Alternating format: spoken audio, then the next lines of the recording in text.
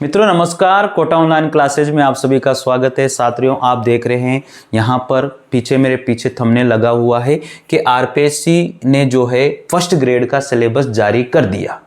RPSC ने first grade का syllabus जारी कर दिया। हमारी भोली भाली आरपीएससी आप समझते हो, और जारी करने के बाद में फिर उन्होंने डिलीट भी कर दिया। डिलीट सब्जेक्ट की वजह से नहीं हुआ है, जो डिलीट उन्होंने किया है वो फर्स्ट पेपर की वजह से किया है। मैं आप लोगों को बता दूं, हिंदी के सिलेबस में कोई परिवर्तन नहीं होगा, इतना तो मुझे पता है। अगर कुछ भी परिवर्तन है तो अपने देख लेते हैं। ये मेरे पास पुराना सिलेबस है और नया सिलेबस मैं आप लोगों को यहां बताने वाला हूं। आप देखिए कितना अंतर है, कितना नहीं है। मेरे हिसाब से कोई भी चेंजेज इसमें नहीं है, कोई चेंजेज इसमें नहीं है। मुझे तो 1% भी चेंज नहीं लग रहा। बाकी देख लेते हैं मैच करके कि क्या चेंजेज है और क्या नहीं है। आप लोग भी जरूर सिलेबस देखिए ढंग से, पूरे वीडियो को कंप्लीट देख ले। और साथियों पहली बार जुड़े हो तो चैनल को जरूर सब्सक्राइब कर लीजिए। यहां पर RPSC first grade, second grade, Hindi साहित्य का इतिहास, काव्य शास्त्र और सिद्धांत, कहानियां, सब कुछ मैं यहां पर आपको मेरे ही नोट्स से मैं करवा रहा हूं। बहुत जबरदस्त नोट्स हैं।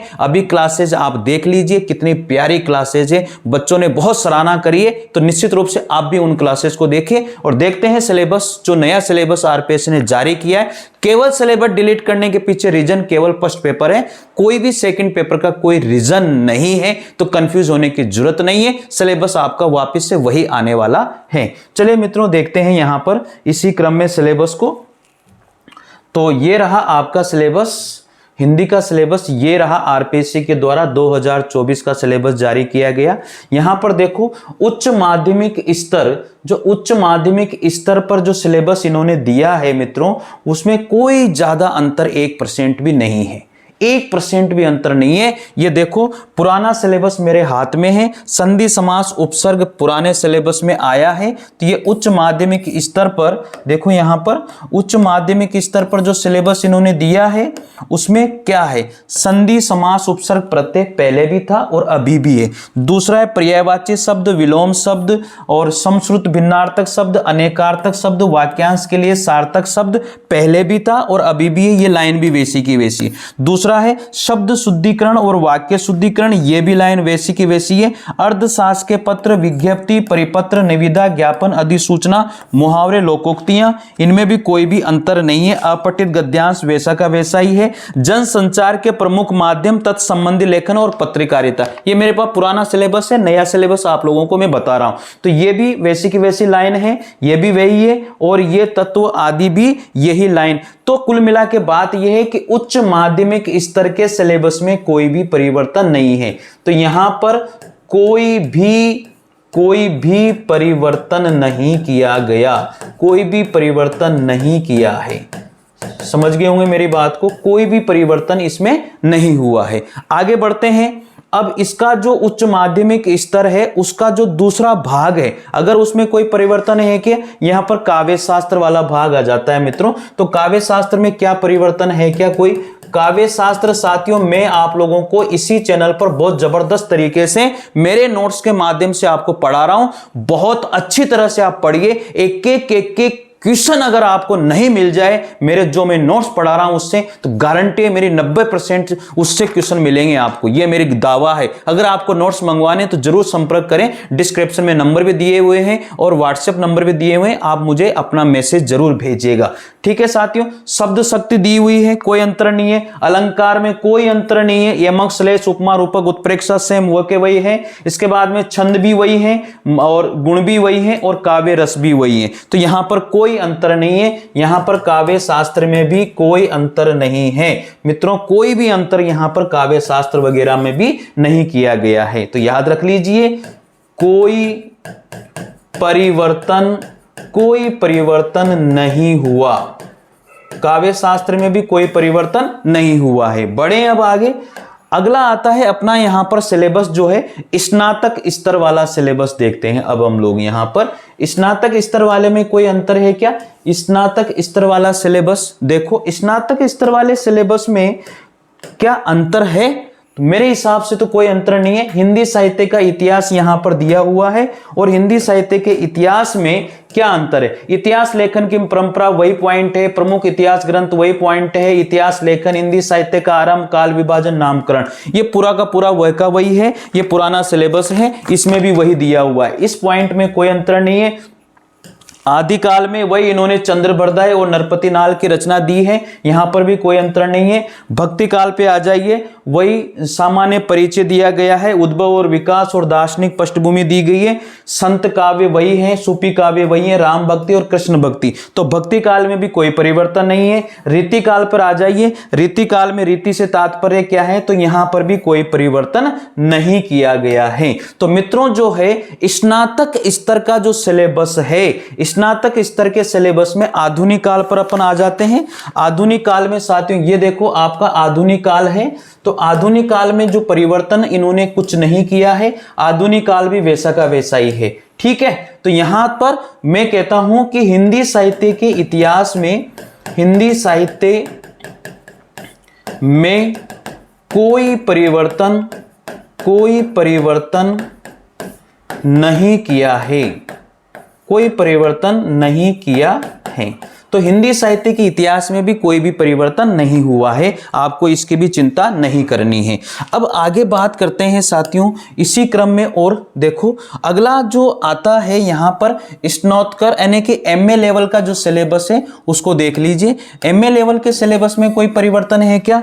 देखो इन्होंने दिया है काव्य हेतु, लक्षण और प्रयोजन, ये पुराना सिलेबस है और ये नया सिलेबस है। तो काव्य हेतु, लक्षण, प्रयोजन, इसमें भी कोई परिवर्तन नहीं है। आगे बात करते हैं रस निष्पत्ति, साधारणीकरण, ध्वनि सिद्धांत और वक्रोक्ति सिद्धांत, कोई परिवर्तन नहीं है। अरस्तु का अनुकरण सिद्धांत, लोजाइनस का उदात्त और मनोविश्लेषण का, यहां भी कोई परिवर्तन नहीं है। तो कुल मिला के बात जो एमए लेवल का सिलेबस है उसमें भी कोई परिवर्तन नहीं किया गया, कोई परिवर्तन नहीं है। समझ में आ रही है बात? कोई परिवर्तन इसमें भी नहीं है। अब रचनाओं पे बात कर लेते हैं कि रचनाओं में कोई परिवर्तन है क्या? मेरे हिसाब से रचनाओं में भी कोई भी परिवर्तन नहीं है। देखो रचनाएं इन्होंने सबसे पहले दी है, यहां पर जो रचना है साथियों वो रचना क्या है?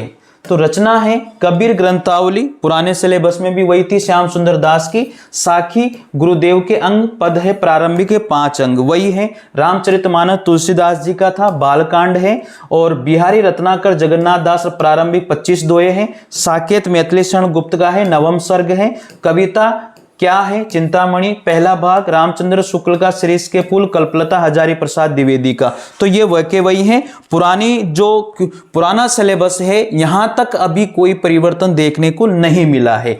अब कहानियों वाली बात आएगी। कफन प्रेमचंद की कहानी है, पुरस्कार जयशंकर प्रसाद की यही सच है, मनु भंडार की कहानी। तो यहां कहानियों में भी कोई परिवर्तन नहीं है।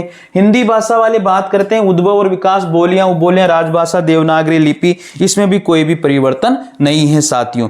तो यहां पर जो परिवर्तन हुआ है वो क्या परिवर्तन हुआ है मैं आप लोगों को बता देता हूं। परिवर्तन जो इसमें होगा मैं आपको बताता हूं परिवर्तन क्या होगा। सिलेबस में परिवर्तन तो होगा लेकिन यहां तक कोई भी परिवर्तन नहीं होगा। अब परिवर्तन यहां पर होगा। ये जो चीज है आप सबको पता है कि मनोविज्ञान जो है कहां पर जोड़ दी गई है, अब मनोविज्ञान फर्स्ट पेपर में जोड़ दी गई है, आपको पता है। तो यहां पर परिवर्तन होने वाला है, थोड़ा बहुत परिवर्तन ये होने वाला है। तो क्वेश्चन ग्रामर के इनके बढ़ जाएंगे, तो ये परिवर्तन होने की वजह से इन्होंने थोड़ा सा ये हटाया है, ठीक है। और साथियों शिक्षण अधिगम में कंप्यूटर सूचना तकनीकी ये तो सब वेके वही हैं, कोई भी दिक्कत वाली बात है ही नहीं इसमें। तो सिलेबस हिंदी के में तो कुल मिला के बात ये कहना चाहता हूं कि हिंदी के सिलेबस में कोई भी परिवर्तन नहीं होगा। बाकी और शैक्षणिक मनोविज्ञान में परिवर्तन हो सकता है, किसी में भी परिवर्तन हो सकता है, लेकिन जो हिंदी का सिलेबस मैं आप लोगों को बता रहा हूं, जो हिंदी का सिलेबस इन्होंने डाला है साथियों, उच्च माध्यमिक स्तर पर कोई परिवर्तन नहीं होगा। और इनमें काव्य शास्त्र में कोई परिवर्तन नहीं है, हिंदी साहित्य के इतिहास में कोई परिवर्तन नहीं है। और जो जो स्नातक लेवल का, जो ये एमए लेवल का सिलेबस है और रचनाएं हैं, कहानियां, हिंदी भाषा है, इनमें कोई परिवर्तन नहीं होगा। बाकी कुछ भी बदले उससे हमें कोई लेना देना नहीं है, लेकिन अपने हिंदी के सिलेबस में कोई भी परिवर्तन देखने को नहीं मिलेगा साथियों। बस यही चीज मैं आप लोगों को बता रहा था और आपको घबराने की बिल्कुल भी जरूरत नहीं है। आप निश्चित रहें, सिलेबस में कोई परिवर्तन हिंदी में नहीं होगा। तो साथियों निश्चित रूप से जुड़िए चैनल से, पढ़िए, समझिए और यहां पर हिंदी साहित्य का इतिहास, काव्य शास्त्र और पूरी ग्रामर में अपने नोट्स के माध्यम से करवा रहा हूं। साथियों शायद आपको मेरी बात समझ में आई होगी कि निश्चित रूप से हिंदी के सिलेबस में कोई परिवर्तन नहीं होगा, सिरे से मैं नकारता हूं। बाकी कुछ भी परिवर्तन हो सकता है, फर्स्ट पेपर में परिवर्तन हो सकता है और सब्जेक्ट में परिवर्तन हो सकता है, लेकिन हिंदी के सिलेबस में परिवर्तन नहीं होगा। यह मेरा दावा है आपसे और आप खुद भी देख लेना, क्योंकि कहीं ना कहीं से एक सूचनाएं इस प्रकार की निकल के आती है, तभी मैं दावा कर रहा हूं कि हिंदी के सिलेबस में कोई भी परिवर्तन देखने को नहीं मिलेगा। तो मित्रों शायद आप लोग जो है एक बार यार जरूर निश्चित रूप से शेयर कर दीजिएगा कि भाई आरपीएससी का सिलेबस आ गया है, कोई परिवर्तन नहीं होगा और आप लोग मेरे अच्छे, बहुत अच्छे स्टूडेंट हो और आप जुड़े हुए हो कंटिन्यू, और मैं कहता हूं आपका सिलेबस में पूरा करवाऊंगा और 1 महीने के अंदर हम लोग सारे सिलेबस को कंप्लीट कर लेंगे। आप लिख लीजिए और नोट कर लीजिए, बार बार रिवाइज कीजिए, बार बार पढ़िए। ठीक है साथियों, तो मिलते हैं अगली क्लास में, तब तक के लिए जय हिंद जय भारत अगले वीडियो के साथ। और अभी जो है क्लास आने वाली है आपकी हिंदी साहित्य के इतिहास की आदिकाल की। धन्यवाद।